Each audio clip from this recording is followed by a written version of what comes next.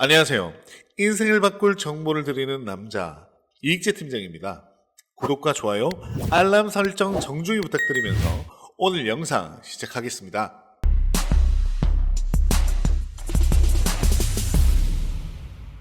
지난 5월 15일은 미국 SEC 기관들의 1분기 증권 보유 내역을 보고하는 날이었었죠. 현재 200개가 넘는 기관들이 비트코인 현물 ETF를 보유하고 있다라고 발표한 상황에서 가장 눈에 띄는 비트코인 현물 ETF 보유 기관의 소식이 있었습니다. 바로 미국 위스콘신주의 은퇴 시스템 자산 관리를 담당하는 위스콘신주 투자위원회가 9,900만 달러 규모, 하나로는 약 1,350억 원 정도의 블랙록 비트코인 현물 ETF IBIT를 보유하고 있는 것으로 확인이 되었습니다. 즉 주정부의 연금 자금이 IBIT를 매입했다는 것은 대형 기관이 진입했다는 신호인데요. 블룸버그 애널리스트 에릭 발추나스는 일반적으로 ETF의 유동성이 늘어나는 초기 1년 정도는 이러한 대형 기관이 매입하지 않는다. 따라서 이것은 좋은 징조이다. 기관은 무리지어서 이동하는 경향이 있는데 앞으로 더 많은 기관이 이를 보유하게 될 것으로 기대를 한다 라는 평가를 했습니다. 앞으로 비트코인의 수요를 예측하는데 참고하시면 아주 좋을 것 같네요.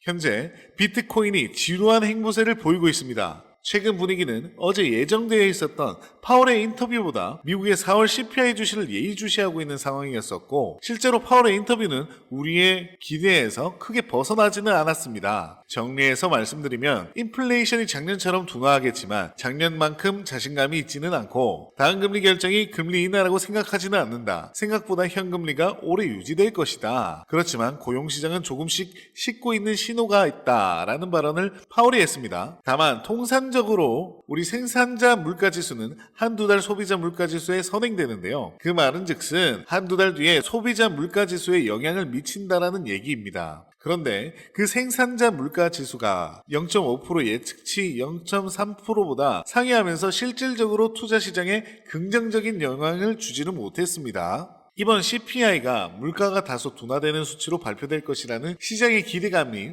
생산자 물가 지수와 그리고 파월 발언에 상쇄시키면서 불확실성을 이어나가면서 비트코인 가격이 계속해서 행보세가 유지되고 있는 것으로 보입니다.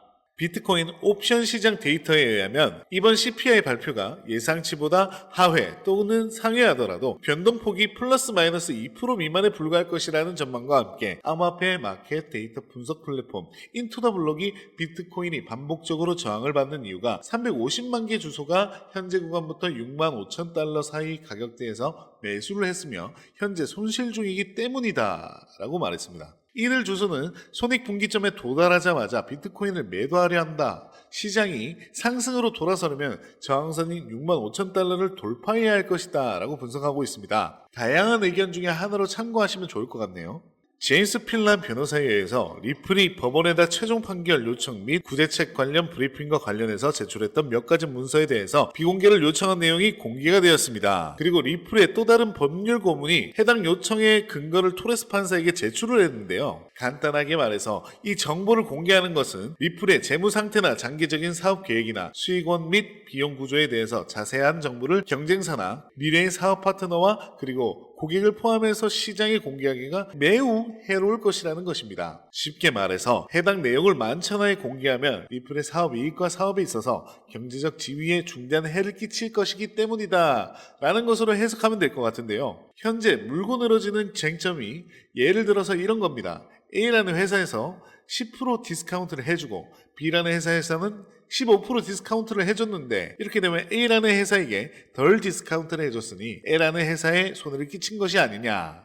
그렇기 때문에 그 손해에 대해서 리플은 벌금을 부담해야 되고 또 앞으로 이런 행위를 절대 할 수 없도록 벌금은 원래 수익금보다 훨씬 크게 내도록 만들어야 되고 또 아예 미국에서 사업 연구를 금지시켜버려야 한다. 이런 논리입니다. 그런데 디스카운트 개념은 사실은 기업마다 다를 수밖에 없다라고 저는 생각을 합니다. 이것은 사업 주체의 가격 전략이라고도 생각이 되는데요. 일반적으로 시장에서 보면 가령 A라는 기업이 판촉물을 100개 샀을 때와 B라는 기업이 판촉물을 200개 샀을 때 디스카운트가 되는 범위가 다를 뿐더러 또 어떤 기간에 그 제품을 사느냐에 따라서도 디스카운트의 범위가 달라집니다. 또 중요하게 A라는 기업과 B라는 기업의 협상 능력에 따라서도 디스카운트 범위가 달라지게 되는데요. 그렇다고 해서 판매사가 A사에 가서 B사의 계약 내용을 세세하게 말하지는 않습니다. 계약 내용은 사실상 기밀일 뿐더러 외부에 노출하지 않도록 하는 것이 통상적으로 계약 내용에 들어가 있는 경우도 많고요. 그게 자유 경쟁의 시장이고 또 이를 통해서 기업들이 이익을 얻는 것인데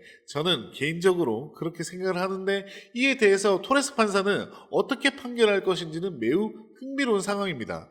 빌 모건 변호사는 리플이 다른 투자자들과 별도로 협정하는 것이 계약하는 기관들로 하여금 리플이 모두에게 동일한 조건을 제시할 거라고 생각하게 하지는 않을 것이다 라고 하면서 SEC의 금전적 손해 이론은 계약적 상업적 현실을 무시한다 라고 이야기를 합니다. 현재 이런 소송의 목 속에서도 리플은 미국 볼티모어 소재 모건 주립대 105만 달러 투자를 통해서 모건 주립대의 국립 핀테크 센터 발전에 힘을 붙이고 있는 상황이고 코스모스 생태계 EVM 호환 레이어 1 블록체인 에브모스와 파트너십을 통해서 XRP 레저, EVM, 사이드체인 구축을 위한 활동을 활발히 해나가고 있습니다. JP모건 자체 블록체인 오닉스가 핀테크 업체 브로드리지와 파트너십을 체결하면서 브로드리지의 레포 플랫폼 결제 자체 암호화폐 JPM을 활용 예정이라고 밝혀진 만큼 리플을 소송이라는 이슈로 주저하지 않고 계속해서 토큰화 시대 그리고 블록체인 시대 암호화폐 시대에 있어서 성과를 경쟁적으로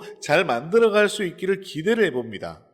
마이클 세일러, 캐시우드, 일론 머스크 등 비트코인 강세론자들은 어떻게 막대한 부를 축적할 수 있었을까요? 단지 비트코인 하나만 투자해서 부자가 되었을까요? 사실 그들은 비트코인에만 투자한 것이 아닙니다. 그들은 비트코인뿐만 아니라 암호화폐 시장 전체를 낙관적으로 바라보면서 과거부터 현재까지 다양한 코인에 막대한 돈을 쏟아부으며 비밀리에 투자를 진행했습니다. 그 결과 대표적으로 일론 머스크는 도지코인으로 막대한 차익을 남겼고 챗 GPT를 개발한 샘 올트먼 역시도 월드코인으로 막대한 자금을 끌어모았죠. NFT, 밈코인, AI코인 투자로 자신의 회사 자본과 자신의 부를 더욱 키웠습니다. 그리고 지금 우리에게도 기회가 찾아왔습니다. 최근 비트코인 현물 ETF도 출시되고 비트코인 반감기까지 모두 지나면서 기관 투자자들의 막대한 자금이 비트코인뿐만 아니라 암호화폐 시장 전체로 들어오고 있으며 수많은 알트코인들이 차례대로 급등 랠리를 보여주고 있는데요. 그렇다면 이 상황에서 우리는 어떤 코인에 투자를 해야 될까요? 설령 들어간다 하더라도 괜히 들어갔다가 물리지는 않을까? 모아놓은 목돈이 없는데 어떡하지?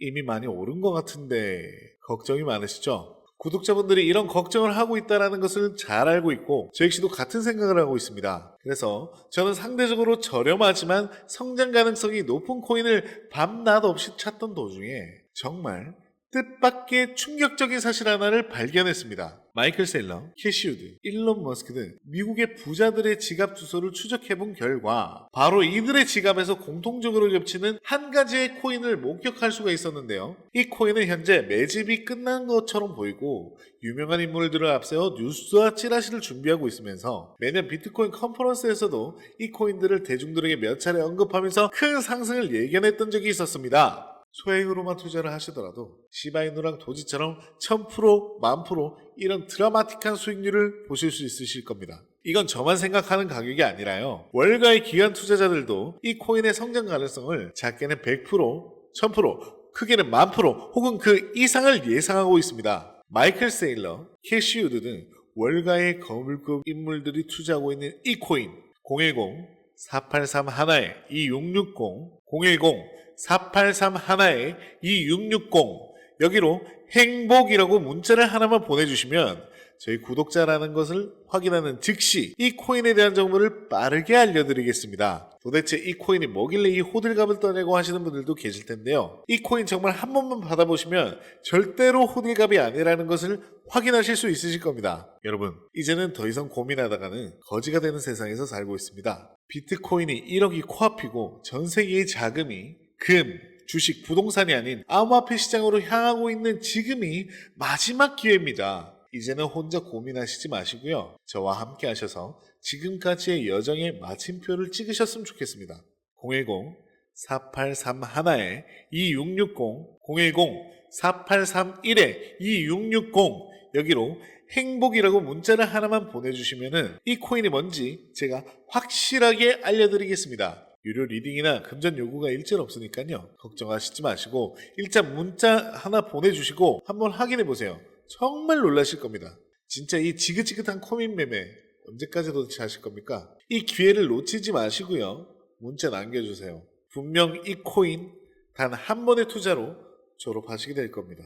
이 혜택을 저희 구독자분들 뿐만 아니라 신규 시청자분들도 받아보시고 앞으로 제 채널을 많이 사랑해 주셨으면 좋겠습니다. 지금까지 제 영상을 봐주셔서 감사하고요. 구독과 좋아요, 알람 설정까지 부탁드리겠습니다. 감사합니다.